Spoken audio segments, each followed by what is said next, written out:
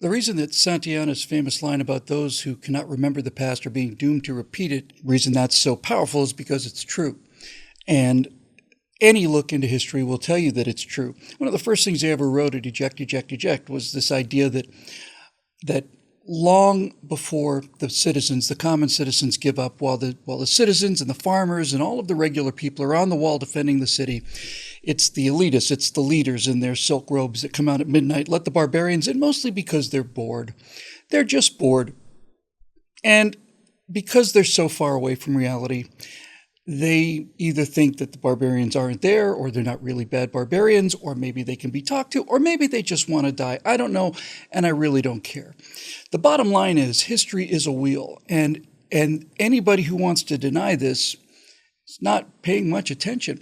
Every civilization has a slow and steady rise, and then a relatively, almost sometimes in some cases, almost instantaneous, by the telescope of history, drop off back into the Dark Age, and then the cycle begins again. This is the big wheel of history. And the best way to understand the wheel of history is the simplest way that I've ever heard it put. I wish I'd said it because it's so brilliant, but it's certainly beyond my ability to come up with. But the wheel of history works like this. Strong men make good times. Good times make weak men. Weak men make bad times. Bad times make strong men. I've been saying for a while now two things, and some of them have caused some controversy, so let me make sure I'm crystal clear on this, just simply because I understand it better every day and day. One of the things I've been saying is that 10 years ago, I looked as best as I could 10 years into the future, and I was terrified. Here we are 10 years into the future. Now when I look 10 years in the future, I feel much better. The second thing I've been saying a lot of is if you want people to get over socialism and all these other bad ideas, the only way to do it is to give it to them. And I stand by both of those ideas. And there's no better example of the truth of these ideas than what's happened in New York City. So let's just recap in a strobe light, a flash, a micro flash of history. And this is where the encouragement really comes from. New York City was the center of the universe. After World War II, without question, it was the center of the universe. And as America grew and the strong men from World War II created this pinnacle of good times, New York was a clean, vibrant working place. The Mad Men, New York City, was the center of the world. And then as New York City had enough good times, pretty soon the good times made weak men, and people began to assume that all of this stuff was automatic, and New York began a slow and, I would say, inevitable decline into just a giant ghetto. It's hard to believe just how bad New York City was, but if you remember some of the openings from shows like Welcome Back, Kotter or whatever in the late 60s through the 70s and into the 80s, New York City was a bombed-out pit. It was just nothing but destroyed neighborhoods. Every subway car was covered with graffiti. Half of them didn't work. Half of the doors didn't work. And that was when the weak men who we'd continue to elect, guys like David Dinkins and all the rest, had managed to push New York into the pit of the bad time part of the cycle. So those weak men created bad times, and then inevitably those bad times created strong men in the person of Rudy Giuliani and Bill Braxton. Giuliani was a prosecutor, Braxton was a policeman, and together they decided that if we decide to enforce the law, maybe all the crime will go away.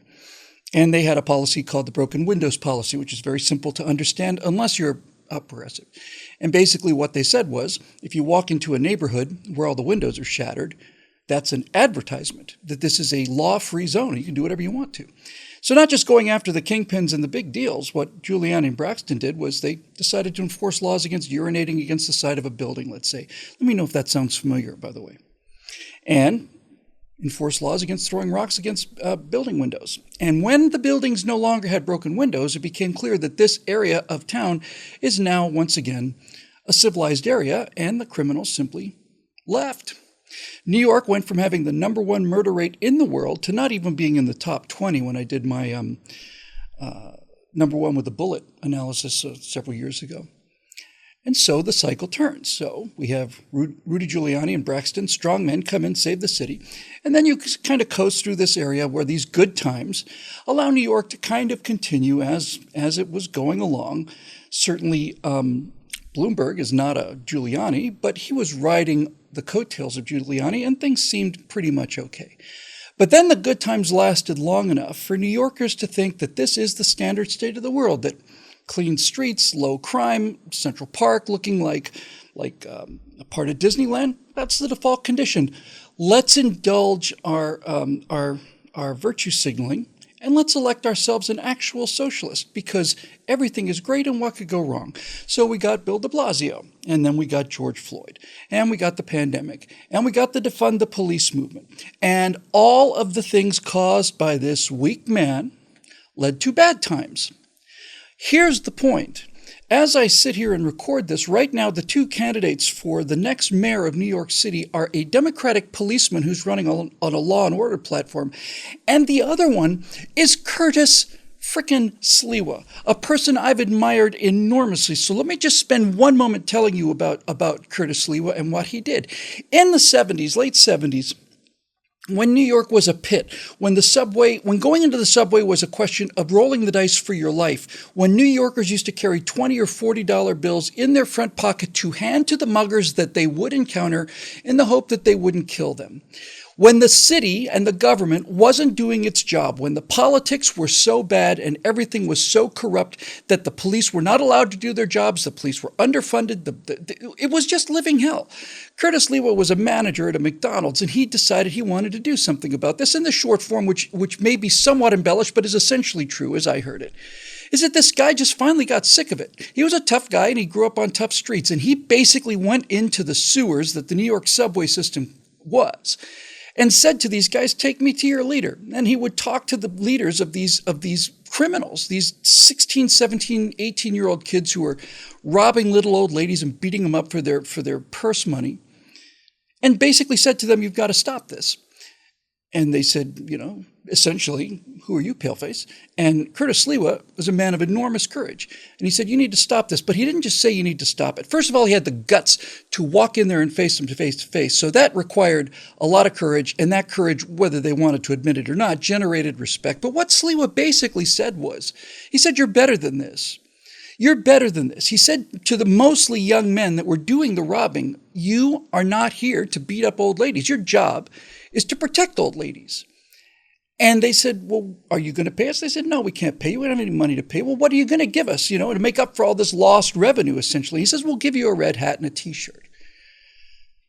We'll give you a red hat and a red beret and a T-shirt, and we'll call you a guardian angel. And then a miracle occurred, which is not a miracle to anybody except people who don't understand human nature. Well, Curtis Sliwa really gave those people who were doing the actual crimes, this cannot be stressed importantly enough, the people that went into the guardian angels were not Boy Scouts that were imported in from Ohio or Iowa farms. They were the actual people that were doing the actual robbing. They were the actual muggers.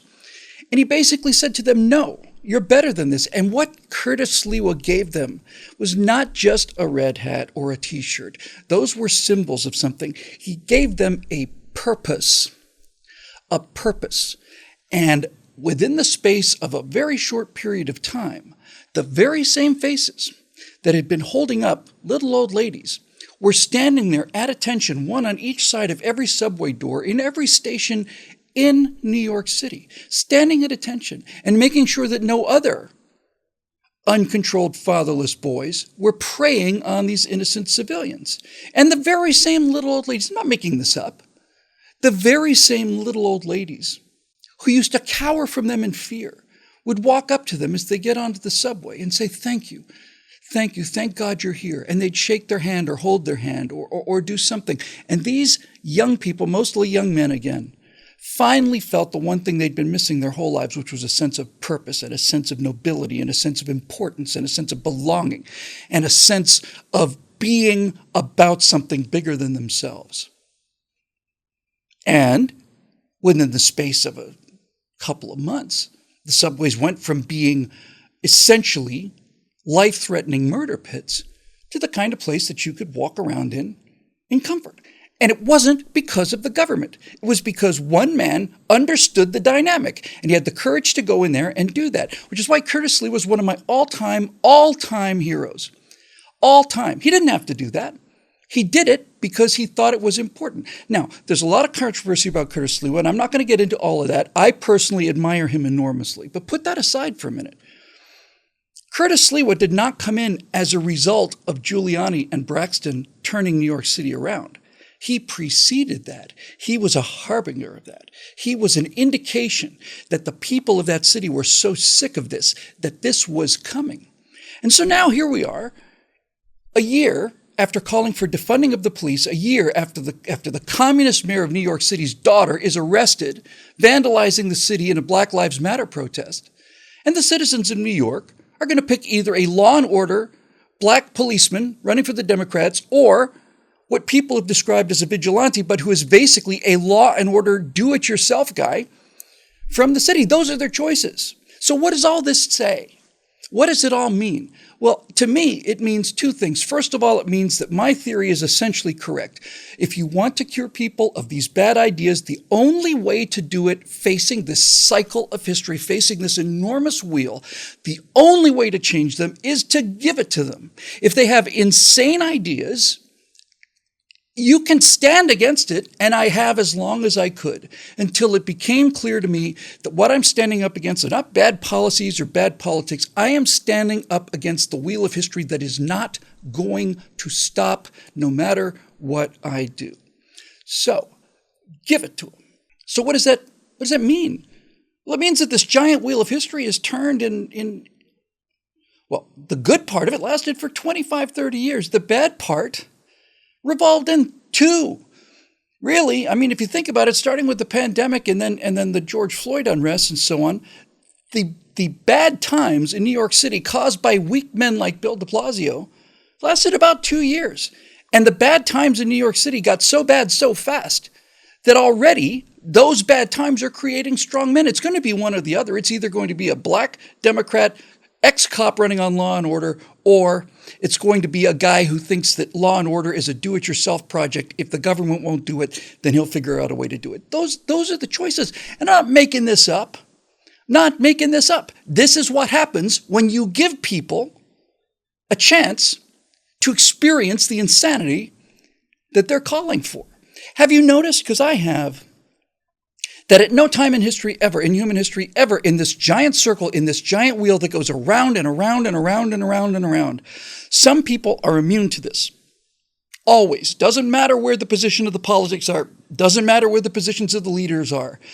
There are some people, classes of people who are immune to this. And one class of people who are immune to this cycle of history are farmers. That's one thing I've noticed throughout history. Farmers. Farmers are never, ever, ever seduced by the weak men and therefore produce bad times. Never. Why? Why farmers? Why was it Greek farmers? The Helots. Why was it the guys that went into the Roman legions while the emperors were entering their horses into the Senate and engaging in all kinds of debauchery? Why were the farmers, the citizen farmers, always immune to this? Well, because farmers, unlike people living in marble columns or glass skyscrapers, have to deal with reality on a daily basis. If they don't deal with reality on a daily basis, farmers are going to at least go out of business, and essentially means they're going to die. They don't have the luxury of bad ideas if you live on a farm. If you live on a farm, you have to be grounded in reality. Common sense rules your life because common sense rules the universe. And on a farm, you never get far enough away from that common sense, never far enough away from the wolf, never far enough away from having to eat the next day, that you're seduced by bad ideas like this. So all of this to say one thing. Look, it is possible for us to guide the wheel of history, and we've just seen it happen in front of our eyes. And what I mean by that is this. This wheel is going to turn. There's nothing we can do about that. Nothing. You cannot stop it. It's built into the human condition. It is built into it the same way that the inability to see the ice floes on the Titanic and the inability to see the burn-through O-rings on the Challenger and the inability to see the shedded foam off of the Columbia and all the rest of it. It's built into the human condition, and it's unchangeable. We can't touch it. But what we can do, and the reason I say we can do it, because I just saw it happen, is we may not be able to stop that wheel from turning, but we can guide it. And what I mean by that is this. When that wheel is on the uptick, when things are getting better, when strong men are coming to power, and when strong men get us into good times, and as the good times eventually start to bleed into creating the weak men, that top of the cycle, we can slow the wheel down. We can slow it. We can't stop it, but we can slow it. And New York in a microcosm is exactly that. But more importantly for us, especially right now where we are, We can also speed the wheel up as it goes through the parts of the cycle that are catastrophic to humanity. We can speed it up. Giuliani and Braxton bought New York, what? 2 decades? No, maybe a little less. 15, 20 years? Something like that. 15 years, at least. And de Blasio lost it in 3. That's as good as it's going to get, folks. That's as good as it's going to get. And that's all we can do. So when I say things like give it to them, I say give it to them not because it's going to stay, and not because it's a surrender, and not because I'm tired of trying. It's because the wheel of history will turn in the same way that the wheel of the seasons will turn, and there's nothing I can do about that. I can't stop the winter, and you can't either. But you can, apparently, minimize the winter, and you can, apparently, stretch out the summer. And if you understand that, as I'm beginning to, I think you begin to understand what becomes for us here on planet Earth as human beings living in the real world, the best case scenario. Not the perfect case, because the perfect case would be weak men give us bad times give us strong men give us good times, period. But that's not how the human heart is built. So together, we can stretch out the good times, accelerate the bad times, and the way we do that is to essentially be standing there and screaming at the top of our lungs as this wheel starts to go down. You're not going to like this. Here's what's going to happen if you do this. It's not going to stop it. They'll do it anyway, because the people who live in cities, especially the people who live in the most refined part of cities, are so far away from the wolf and so far away from the idea of seed corn and common sense, nothing is going to get through to them. History tells me this. But you can say, don't do it. If you do, this is what's going to happen. And then when it happens, you need to be there as a political movement with as loud a megaphone as you can manage to say, we told you that this was going to happen. It happened. Now let's tell you what we can do to make the good times come back and last as long as possible. Human beings, like it or not, are like puppies. Sometimes you get a good puppy. Sometimes you get a puppy, you say, don't do that, and the puppy understands it. But sometimes you don't. Sometimes you get a particularly dense puppy. Maybe you get a puppy that's majoring in gender studies at Harvard, that kind of puppy. And that kind of puppy cannot be reasoned with. That kind of puppy has to have his nose rubbed in the mess. And you don't like doing that to the puppy, and the puppy doesn't like it either. And that's what's going on right in front of our eyes, right this very second. And if that doesn't cheer you up, then I've got nothing in the giant chest of history that will.